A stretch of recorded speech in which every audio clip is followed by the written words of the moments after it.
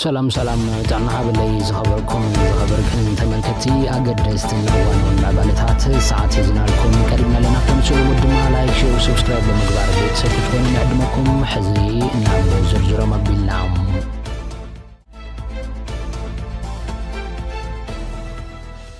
በፈለማም ፕሬዝዳንት ኤርትራ ኢሳያስ አፈወርቂ አብ መዓልቲ ነጻነት ተሃገር አዘራራብ መደረ ሂቦም ንሱ በምኽንያት መበል 35 ዓመት ጽምብል ነጻነት ኤርትራ ትማሊ አብ ስታዲየም መስመራ ሃገራዊ መደረ ዘስምዐት ፕሬዝዳንት ንሓያሎ መዳያት አካይዳን ፖሊስታትን አሜሪካ ልዒሉ ክዝልፍ ተሰሚዖም እዚ ናይ ዓመት ጽምብል ነጻነት በቲ ዙቱር መልክዑ በወታደራውን ስነጥበባውን ምርኢታት ደሚቑ ዝወዓለ ኮይኑ ኣብቲ ላዕለዎት ሰበስልጣን መንግስቲ ወታደራውያን አዘዝትን በኣሽሓት ዝቑፀር ህዝብን ዝተሳተፈሉ ጽምብል ፕሬዝዳንት ኢሳያስ ኣብ መደሩ ውሽጣዊ ኩነታት ተሃገር ካብቲ ዞባውን ዓለም ለኻውን ኩነታት ፈሊኻ ክራይ ይኽእልን ብዝብል ሙጉት ነቲ ምስ ምምጻእ ፕሬዝዳንት ትራምፕ ኣብ ዝተፈላለዩ ከባብታት ዝተወስደ ስጉምታት ክወቅስ ተሰሚዖም ኢሳያስ አፈወርቂ ኣብ መደርኡ ነቲ ኣብ ዝሓለፈ ዓመት ዘስምዖ መደረ ብምጥቃስ እዩ ኣብዛ ዓመት ንዝተረኣየ ምዕባለታት ዘርዚሮም ኣብ ዝሓለፈ ዓመት መበል ነጻነት እውን ምስ ምምጻእ ፕሬዝዳንት ትራምፕ ናብ ስልጣንን ዓመታቱን ክብል መደርኡ ከፊት ምንባሩ ይርስዓን ናይዚ ኣብ ሎብ ዘበን መደረ እውን ምስ ፍሉይነትን ርዱእ መድረኻዊ ሚዛን ኣሜሪካ ብምባል ናብ ዋሽንግተን በመተኳር ኣብ መገምገሚ ሞከስታት ርኢኻ መርትዖታት ምውህላል እምበር ነቲ ከቢድን ዝተሓለኸን ኩነታት ክብል ዝገለጾ ምዕባለታት ህውኽ መደምደምታታት ኪሃብካ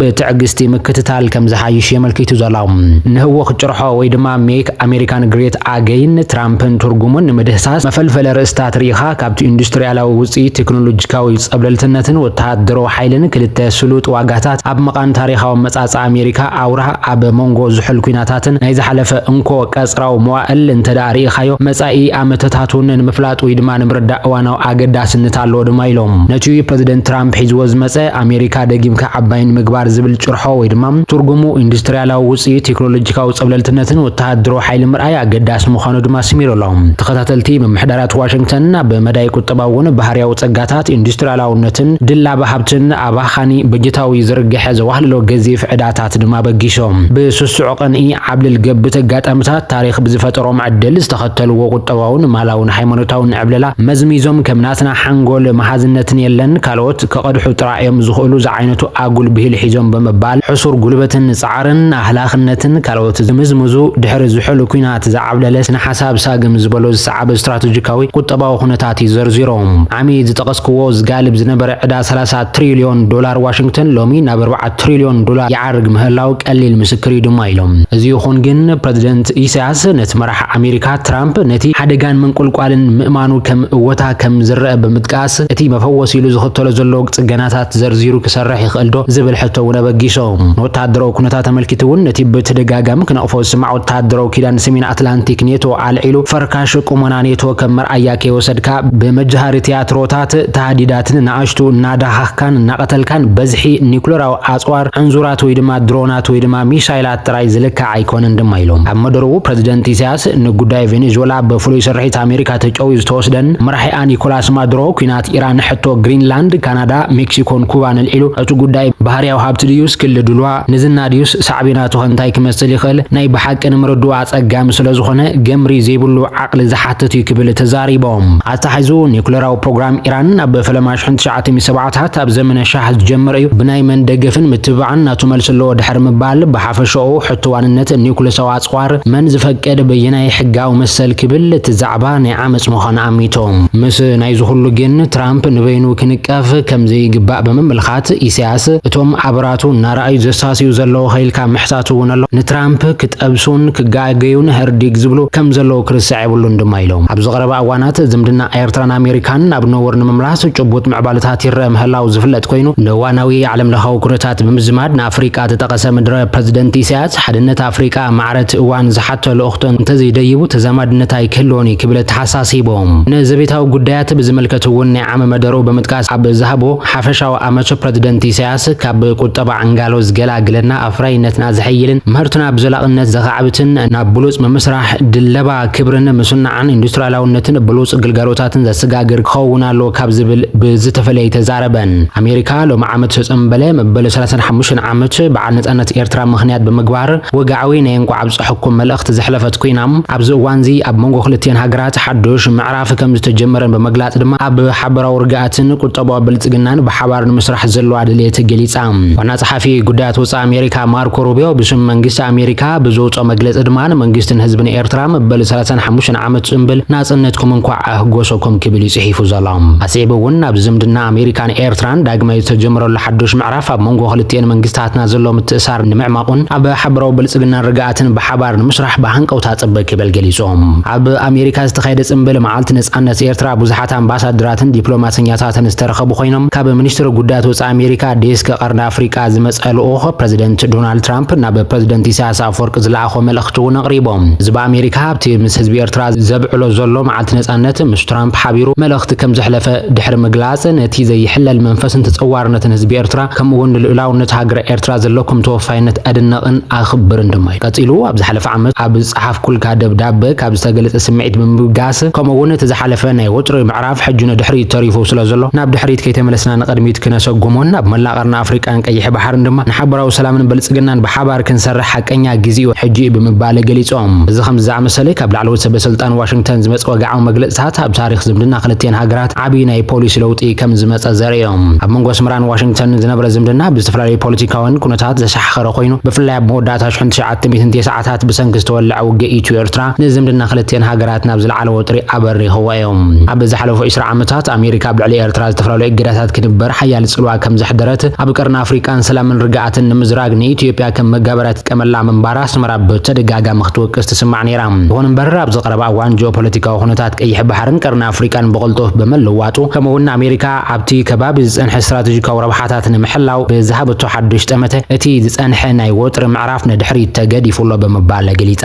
ኣብ ዝቐረባ እዋን ኣብ ኣስመራ ዝርከብ ኤምባሲ ኣሜሪካ መዓልቲ ነጻነት ኣሜሪካ ምኽንያት ብምግባር ኣብ ዝተዳለወ ጽምብል ሚኒስትር ጉዳያት ወጻኢ ኤርትራ ዑስማን ሳልሕን ፍሉይ ጋሻ ኮይኑ ብምርካብ ምስ ሓለፍቲ ናይቲ ኤምባሲ ኮይኑ ቶርታ ክቆርስ እውን ተራእዩ ነይሮም ሕወሓት ብግድኡ ብምኽንያት መዓልቲ ነጻነት ንህዝቢ ኤርትራ ሰናይ ትምኒቱ ገሊጹላ ሕወሓት ንመላእ ህዝቢ ኤርትራ እንኳዕ ናይ መበል 35 ዓመት ጽምብል መዓልቲ ነጻነት ኣብ ፀሓካ ክብል ሰናይ ትምኒቱ ብምግላጽ ኣብ ናይ ፌስቡክ ገጹ ኣብ ዘውፅኦ መግለጺ ህዝቢ ትግራይን ሕወሓትን ንመሰር ርእሰ ውሳነ ህዝብታት ካብ ዘሎም ዘይነቕነቕ መትከላዊ እምነት ብምብጋስ ህዝቢ ኤርትራ ን30 ዓመታት ዕድሉ ባዕሊ ንምውሳን ዘካየዶ ፍትሓዊ ቃልሲ ዘለዎም ድጋፍ ክገልጹ ከም ዝጸንሑን ኣብ ጽምብል መዓልቲ ነጻነት እውን ዝቕዋም ደጊሞም ከም ዘረጋግጹን ይሓቢሩ ዘላ እቲ መግለጺ ብተወሳኺ ክልቶም ህዝብታት ንዊሕ ዓመታት ኣብ ዝተኻየደ ፍትሓዊ ቃልሲ ኣብ ሕማቕን ጽቡቕን ሓበራዊ ዓበትን ዝደጋገፉ ኣሕዋት ምዃኖም መዘኻኺር እዩ ዘላ ሕጂ እውን ምስ ህዝቢ ኤርትራን ካልኦት ህዝብታትን ኮይኑ ኣብ ሰናይ ጉርብትናን ምሕዝነትን ዝተመስረተ ሰላማዊ ርክብን ሓበራዊ ምዕባለን ከጠናኽር ዘለዎ ባህጊ ብምግላጽ ህዝቢ ኤርትራ ብወገኑ ነዚ ርክብ ኣብ ምጥንኻር እጃሙ ከፈጽም ይጸውዑ ዘላ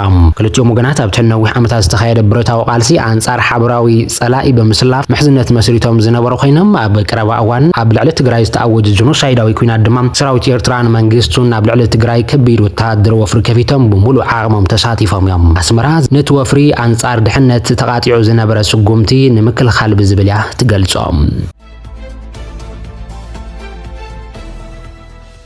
መንገዲ ኣየር ባድር ድማ ሓድሽ ንግዳዊ በረራታት ካብ ናብ ኣስመራ ከም ዝጀመረ ፍሊጦሎም እዚ ምጅማር በረራ ዘይት መንገዲ ኣየር መስመራቱ ኣብ ዘስፋሓሉ ዘሎ እዋን ዝመጽ ኮይኑ ኣብ ቀረባ እዋን ናብ ኢስታንቡልን ካይሮን ሓድሽ መስመራት ከፊቶም ኣብ ሃገራዊ ማዕርፎ ነፈርቲ ኣስመራ ዝተኻየደ ናይ ምብሳር ስነ ስርዓት ላዕለዎት ሰበስልጣን ክልቲአን ሃገራት መራሕቲ ትካልን ተረኺቦም እዮም ዋና ዳይሬክተር ሲቪል አቪዬሽን ኤርትራ ጳውሎስ ካሕሰ ኣብ ዘስምዕዎ ቃል እዚ መንገዲ ኣየር ባድር ካብ ፖርት ሱዳን ናብ ኣስመራ ዝጀምሮ ንግዳዊ በረራ ናብ ሃገራት አፍሪካን ማእኸላይ ምብራቕን ዝጓዓዙ ገያሾን ብጻሕትን ተወሳኺ ምርጫታት ዝፈጥር እዮም አምባሳደር ሪፐብሊክ ሱዳን ኣብ ኤርትራ ኦሳማ አሕመድ ዋና ዳይሬክተር ሲቪል አቪዬሽን ሱዳን አቡበከር አልሲዲቅን ዋና ሓላፊ ፋይናንስ መንገዲ ኣየር ባድር ታሪቅ አሕመድን ብወገኖም ኣብ ዝሕለፎ መልእኽቲ እዚ በረራ እዚ ንንግዳዊ በረራታት ኣብ ምምጻእ ሓሊፉ ኣብ መንጎ ህዝብታት ሱዳንን ኤርትራን ዘሎ ምሕዝነታውን ከምኡውን ዝምድናታት ንምዕባይ ንምሕያል ዕዙዝ ኣበርክቶ ከም ዘሎ እዩ ዝሕበር እዚ ብሱዳናውያን ሰብ ሃብቲ ዝውነን ኣብ 1997 ዝጀመረ ኩባንያ ኣብ ዝቐረባ እዋናት ተበጻሕነቱ ንምስፋሕ ዓበይቲ ስጉምታት ክወስድ ጸኒሕሎም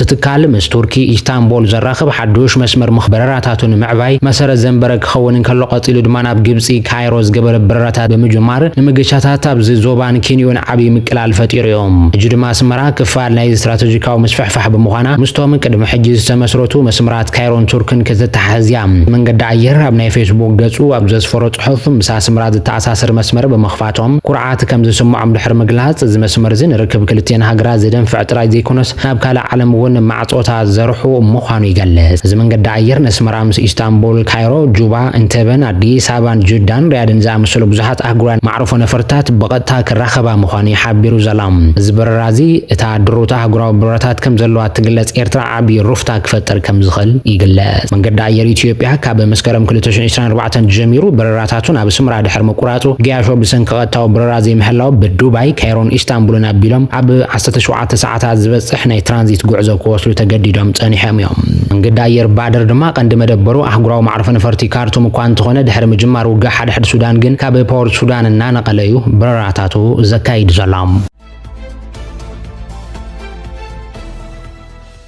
ሰራዊት ሱዳን ድማ በጥቃ ዶብ ኢትዮጵያ ዝርከብ ከባቢ ተቆጻጺሮም። ሰራዊት ሱዳን ሓይልታቱ አንጻር ሓይልታት ቁልጡፍ ደገፍ ድሕሪ ዘካየዱ ከቢድ ውግእ ኣብ ክፍለ ሃገር ሰማያዊ ኒል ኣብ ወሰን ከተማ አልኩርም ካብ ጥቃ ዶብ ኢትዮጵያ ዝርከብ ከባቢ አልባራክ ከም ዝተቆጻጸረ ሓቢሮሎም። እቲ ሰራዊት ኣብ ዘውፅኦ መግለጺ ካብ ራብዓይ ክፍለ ሰራዊት ኣጋር ሰራዊትን ደገፍቲ ኣሃዱታት ዝመጹ ሓይልታት ኣብ አልባራካ ወሳን ወታደራዊ ስርሒታት ድሕሪ ምክያዶም ሓድሽ ናይ ሜዳ ምዕባለታት ከም ዘመዝገቡ ይገልጹ ዘሎም። ሓይልታት ሰራዊት ሱዳን ሓይልታት ቁልጡፍ ደገፍ ብምስዓር ነቲ ከባቢ ሙሉእ ብምሉእ ብምቁፅጻር ኣብ ልዕሊ ትምልሻን ካብ ምንቅስቃስ ሓርነት ሱዳን ሰሜን ዝመጹ መሳርሕትን ኣብ ህይወትን መሳርሕታትን ከቢድ ክሳራ ከም ዘውረዱን ኣገልግሎት ዜና ኣናዶሉ ይሓቢሩ ዘሎም። ኣብቲ ዝተገበረ ስርሒት ብርክት ዝበላ ወታደራውያን መኻይንን መሳርሕታትን ከም ዝዓነዋ ወይ ድማ ኣብ ትሕቲ ቁፅጥር ከም ዝኣተወ እቲ ሰራዊት ይሓቢሩ ዘሎም። ሰራዊት ሱዳን ሰፊሕ ክፋል ሰማያዊ ኒል ክቆጻጸር እንከሎ ምንቅስቃስ ሓርነት ሱዳን ሰሜን ድማ ካብ 2011 ጀሚሮ ምስ መንግስቲ ክዋጋእ ጸንሐ ኮይኑ ንኽልቲኡ ዞባታት ደቡብ ኮርዶፋን ሰማያዊ ኒልን ከም መሓደር ክጽዕር ይዝፍትን ነይሮም። 18 ሃገራት ድማ ንሶማሊላንድ ብከቢድ ኮኒነን። ሶማሊላንድ ኣብ ኢየሩሳሌም ኤምባሲ ንምኽፋት ዝወሰደቶ ስጉምቲ 18 ሃገራት ከም ዝኾኑንኦ ጸብጻባት ይሕብሮም። ሚኒስትራት ጉዳያት ወጻኢ ቱርኪን ካልኦት 17 ሃገራትን ሶማሊላንድ ኣብ ኢየሩሳሌም ኤምባሲ ንምኽፋት ዝወሰደቶ ውሳነ ዘይሕጋውን ዘይቅበሉን ስጉምቲ ብምባል ኮኒነንኦም። ሚኒስትር ጉዳያት ወጻኢ ቱርኪ አልጄሪያ፣ ባንግላዴሽ፣ ጅቡቲ፣ ግብጺ፣ ኢንዶኔዥያ፣ ዮርዳኖስ፣ ኩዌት፣ ሊባኖስ፣ ሞሪታንያ፣ ኦማን፣ ፓኪስታን፣ ፍልስጤም፣ ቀጠር፣ ስዑድ ዓረብ፣ ሱዳንን የመንን ባዕላ ሶማሊያን ነተወሰነ በመቋም ሓበራዊ መግለጺ ኣውጽአን። እቲ መግለጺ ምብራቕ ኢየሩሳሌም ካብ 1967 ጀሚሩ መሬት ፍልስጤም ምዃኑን በመግላጽ ሕጋውን ታሪኻውን ደረጃ ንምቕያር ዝዓለመ ዝኾነ ይኹን ስጉምቲ ባዶን ሕጋዊ ውጽኢት ዘይብሉን ምዃኑ ኣስሚሩሎም። እቶም ሚኒስትራት ንሓድነት ልኡላውነትን ግዛእታዊ ሓድነት ሶማልያን ሙሉእ ደገፍ ከም ዘለዎን ኣስሚሮምሉ ዝኾነ ይኹን ግዛእታዊ ሓድነት ሶማልያ ዘዳኽም ወይ ልኡላውነት እቲ ሃገር ዝግህዝ ሓደ ወገናዊ ስጉምታት እዮም ነጺጎሞ ዘለዉ። ነዚ መግለጺ ኩነን የስዒቡ ሶማሊላንድ ዝሃበቶ ምላሽ የለን።